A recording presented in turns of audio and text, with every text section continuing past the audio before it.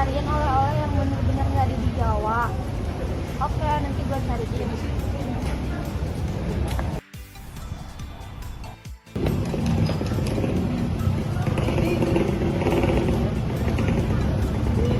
Kenapa sih kusut amat? Ini ada gua minta oleh-oleh yang nggak ada di Jawa. Apa ya kira-kira? Banyak sih oleh-oleh khas Lampung, tapi ya paling gitu-gitu aja. Terus lo lagi ngapain tuh? Fokus banget. Oh ini nih, oleh-oleh Lampung juga, kelompok durian lokal. Udah kurang diminati sih sama wisatawan, karena dia teksturnya lengket. Kayaknya ada juga nggak suka deh. Coba lihat.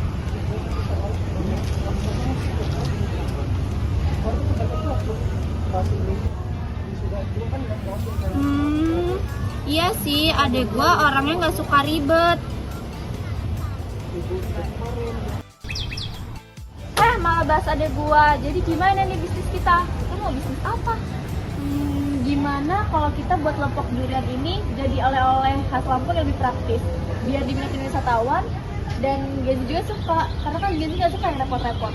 Iya juga ya, kita usung konsep yang cocok untuk Genzi. Tapi apa ya? Gimana kalau Duris? Snack bar, lompok durian. Ya, boleh tuh. Gimana kalau kita usung konsepnya sekarang? Boleh, boleh. Yuk. Sini, sini.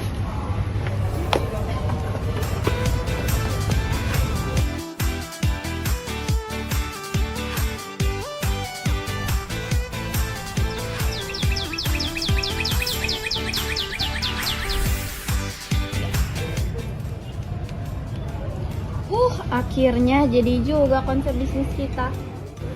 Tapi kita harus pertimbangin nih beberapa resiko supaya usaha kita bisa berjalan lancar. Gimana ya? Tapi kita butuh seseorang yang ahli di bidang ini.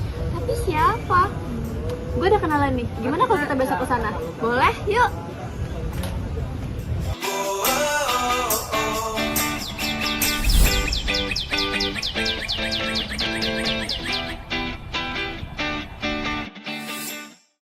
Halo Kak, apa kabar? Hai, kabar baik. Gimana nih? Tumben banget kalian kesini.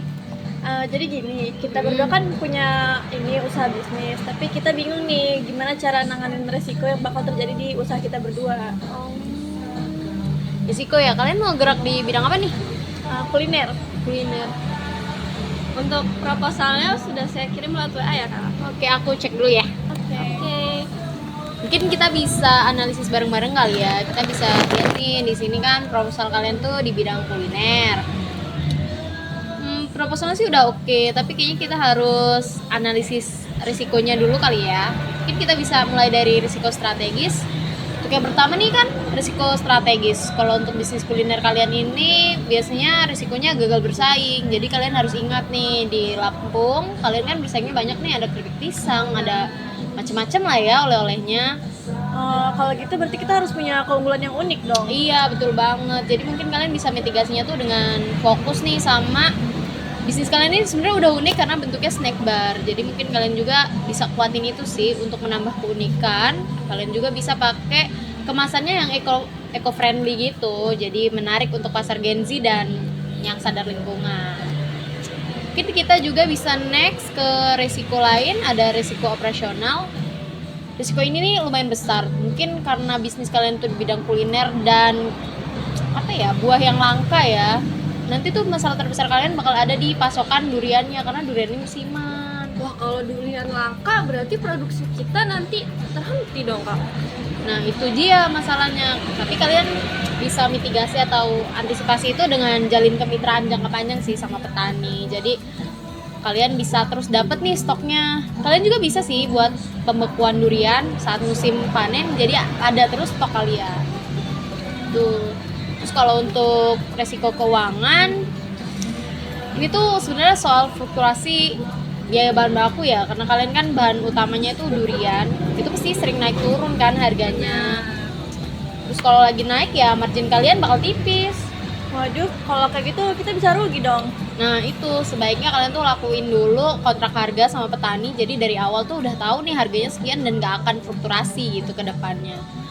Terus kalian juga harus ngelakuin analisis risiko kepatuhan. Ini penting banget ya, karena kalian tuh wajib punya izin edar BPOM dan halal. Tanpa ini kalian tuh nggak bisa banget untuk masuk retail modern gitu. Oh, jadi harus diurus sebelum launching ya, Kak? Nah iya bener banget, kalian tuh harus cepat urus sertifikasi halal dan BPOM-nya sebelum peluncuran. Itu kunci sih untuk masuk retail modern.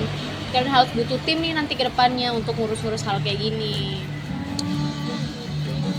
Nah mungkin kita analisis lagi nih risiko reputasinya.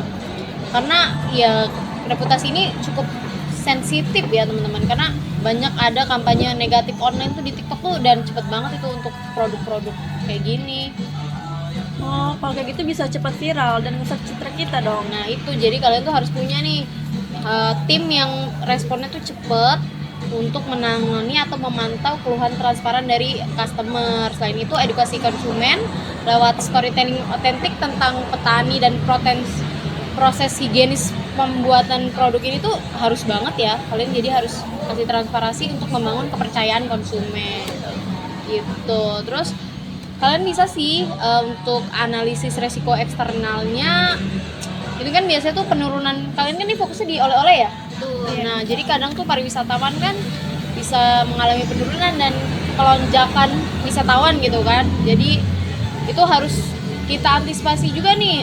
Bisa jadi juga ada bencana alam kan, jadi wisatawan tuh jarang gitu yang berkunjung, karena kan wisatawan adalah target kalian kan, target utama.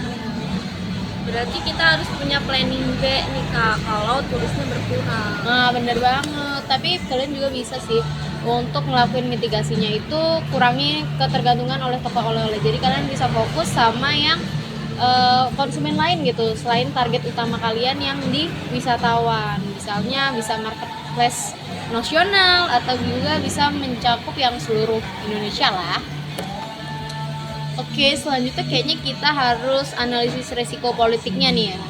Kalau secara politik dan global, peningkatan kebijakan pajak sih yang kadang bisa tiba-tiba kayak gitu. Oh, kalau ini resikonya sulit diprediksi ya, Kak? Nah, iya banget. Karena kalian tuh harus proaktif, aktif dalam asosiasi UMKM untuk dapat info kebijakan lebih awal, terus yang bisa membantu kalian menyesuaikan biaya dan strategi sebelum terlambat. Mungkin kan karena era kita tuh sekarang tuh udah digital banget nih, semua hal mesti dilakuin pakai digital. Kita juga harus ngelakuin analisis risiko digital sebelum ngebangun ide bisnis. Yang pertama itu hati-hati kalau ada retasan akun penjualan. Kalian kan bakal lewat digital nih, kalau ada yang retas gimana? Iya, itu resiko yang menakutkan ya, Kak, sekarang. Makanya solusi gampangnya kalian harus selalu pakai autentikasi 2 faktor, jadi keamanan ganda untuk semua akun penjualan kalian, dan segera daftarkan haki atau merek dan logo duluan kalian ini untuk lindungi aset digital dan merek kalian. Jadi biar merek kalian ini nggak digunain oleh pengusaha lain gitu. Nah seperti itu resiko yang mungkin akan terjadi dan mitigasi yang bisa kalian lakukan untuk bisnis kalian. Wah, setelah dengar penjelasan dari kakak, jadi makin yakin nih untuk membuka bisnis. Ini bisa kita jadi makin siap menghadapi tantangan itu ini. Syukurlah kok. Tapi untuk sesuatu yang lebih oke nih, kalian bisa nih untuk menambahkan tim ya, maksudnya ya lebih gampang, lebih cepat juga. Jadi kak, abis ini kita researching deh. Wah gak kerasa nih saking asiknya kita ngobrol sampai udah sore loh. Wah iya nih udah sore juga ya. Iya, makasih banyak ya kak udah mau satu kita berdua. Iya makasih banget loh kak atas semua. Iya sama-sama, semoga bisa membantu bisnis kalian dan cepat berjalan ya. Ya, Gitu. Ya pamit ya. ya. Makasih ya kak. Selamat ya, kak.